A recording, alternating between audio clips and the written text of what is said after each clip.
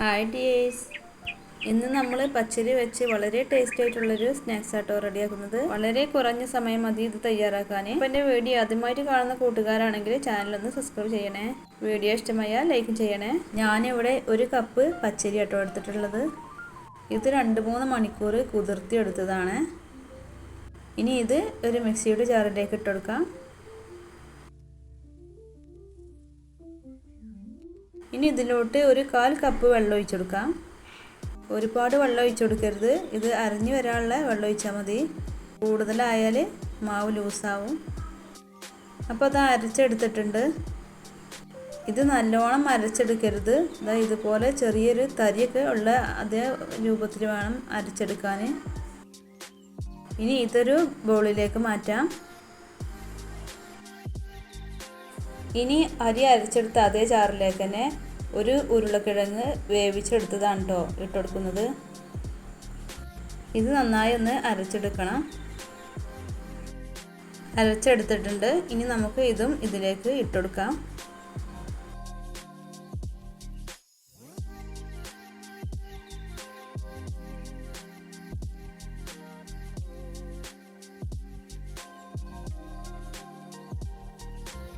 ഇനി ഇത് രണ്ടും കൂടെ നന്നായി ഒന്ന് കുഴച്ചെടുക്കാം. കുഴച്ചെടുക്കുന്ന സമയത്ത് ഇത് ടൈറ്റായി നിൽക്കുന്ന പോലൊക്കെ തോന്നും കേട്ടോ. പക്ഷേ വെള്ളം ഒഴിച്ചെടുക്കരുത്.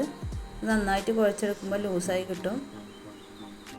അപ്പോൾ ഇത് നന്നായിട്ട് മിക്സ് ചെയ്തെടുത്തിട്ടുണ്ട് കേട്ടോ.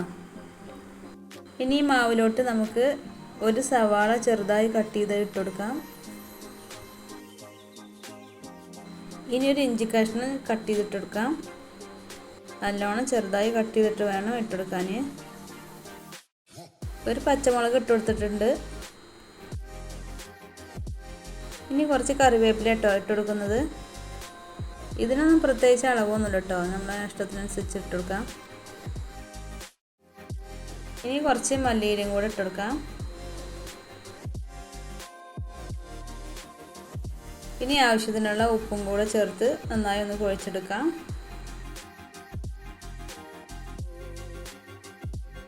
അപ്പോൾ ഇത് നന്നായിട്ട് കുഴച്ചെടുത്തിട്ടുണ്ട്. ഇനി ഇത് ഫ്രൈ ചെയ്തെടുക്കണം. അതിൻ്റെ മുമ്പായിട്ട് നമുക്കൊരു ഇതിലേക്കൊരു ചമ്മന്തി റെഡിയാക്കാം.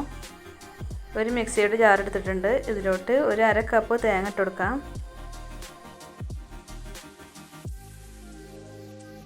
ഒരു ചെറിയ ഇഞ്ചി കഷ്ണം, 2 വെളുത്തുള്ളി, ഒരു പച്ചമുളക്,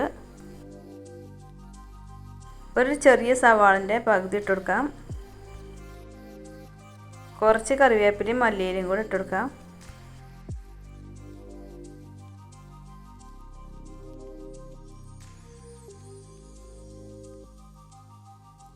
ഒരു നുള്ളു ഉപ്പും ചേർത്ത് നന്നായി അരച്ചെടുക്കാം. അപ്പോൾ ഇതാ ചമ്മന്തി റെഡി ആയിട്ടുണ്ട്. ചട്ടി അടുപ്പത്ത് വെച്ചിട്ടുണ്ട്. എണ്ണയൊക്കെ നന്നായി ചൂടായി വന്നിട്ടുണ്ട്.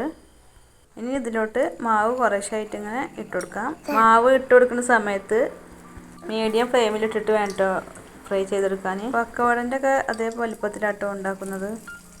മാവ് എണ്ണയിലോട്ട് ഇട്ട് കൊടുക്കുന്ന സമയത്ത് എല്ലാം കൂടെ പെട്ടെന്ന് അങ്ങനെ ഇട്ട് കൊടുക്കരുത്. ഓരോന്നും ഇട്ട് ഒന്നിട്ട് മുരിഞ്ഞ് വന്നതിന് ശേഷം മറ്റൊന്ന് ഇട്ടാൽ മതി. അല്ലെങ്കിൽ അല്ലാതെ അങ്ങനെ ഒന്നിച്ച് ഒട്ടിക്കൊണ്ട് നിൽക്കും. അല്ലെങ്കിൽ ഫ്രൈ ചെയ്തെടുക്കുന്ന സമയത്ത് ഒരു പരന്ന പാത്രം എടുത്താൽ മതി. എന്നാൽ പിന്നെ അങ്ങനത്തെ പ്രശ്നം ഉണ്ടാവില്ല. അപ്പോൾ അത് പച്ചരി വെച്ചിട്ടുള്ള പൊക്കവട ഇവിടെ റെഡി ആയിട്ടുണ്ട്. അപ്പോൾ എന്തായാലും നല്ല അടിപൊളി ആയിട്ടുണ്ട് കേട്ടോ. തക്കാളി ചട്നിൻ്റെ കൂടെ അല്ലെങ്കിൽ ചമ്മന്തിൻ്റെ ഒക്കെ കൂടെ കഴിക്കാൻ നല്ല ടേസ്റ്റ് കേട്ടോ. അപ്പോൾ നമ്മുടെ വീഡിയോ ഇഷ്ടമായിട്ടുണ്ടെന്ന് വിചാരിക്കുന്നു. ഇനി മറ്റൊരു വീഡിയോയിൽ കാണാം. Okay, thank you for watching.